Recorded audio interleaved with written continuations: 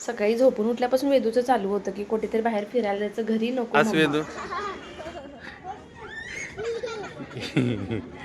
हा सरे बाबा. कसं हसणं सुरू झालंय बघितलं का?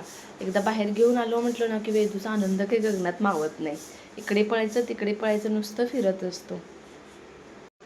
जेव्हापासून वेदूला 2 वर्ष पूर्ण झालीत ना तेव्हापासून त्याला सगळंच कळायला लागलेलं आहे. 2-3 दिवस गेले की लगेच वेदू म्हणतो मम्मा बाहेर फिरायला जायचं. एक दिवस रंकाळ्यावर जाऊ, एक दिवस पन्हाळ्याला जाऊ, एक दिवस इकडे जाऊ, अशी नावं सुद्धा त्याला आता सगळी कळायला लागली. मग बाहेर यायचं काही डोक्यात नव्हतं, त्यामुळे मग मी म्हटलं होतं की घरीच सगळं करायचं, नाश्ता स्वयंपाक वगैरे. पण अचानक बाहेर यायचं ठरलं, त्यामुळे सगळीच कामं राहून गेली.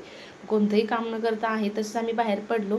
त्यामुळे नाश्ताही बाहेर केला, तर दुपारचं जेवणही बाहेरच करू, कारण आता इथून फिरून झाल्यानंतर घरी जाऊन जेवण केव्हा करणार ना, स्वयंपाकाला वेळ ना, मग वेदूलाही थोडासा वेळ द्यावा लागेल. त्यामुळे दुपारचं जेवणही बाहेरच करून जाणार आहोत आम्ही.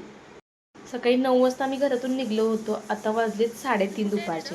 तरीही वेदू म्हणतो की घरी नाही जायचं मम्मा, अजून थोडंसं खेळायचं आहे. आता पहा आता काय करायचं.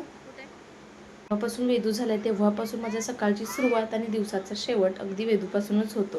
सकाळी उठायचं, त्याच्या मागे मागे पळायचं, त्याला भरवायचं, त्याला अंघोळ घालायची, त्याच्यासोबत खेळायचं. असाच माझा पूर्ण दिवस कसा निघून जातो काहीच कळत नाही.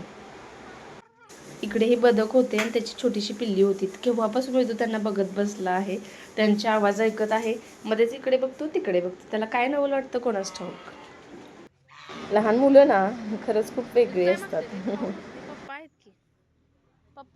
तर आजच्या व्हिडिओचा शेवट मी इथेच करते आहे. व्हिडिओ आवडला असेल तर प्लीज लाईक करा, शेअर करा आणि सबस्क्राईब करायला अजिबात विसरू नका.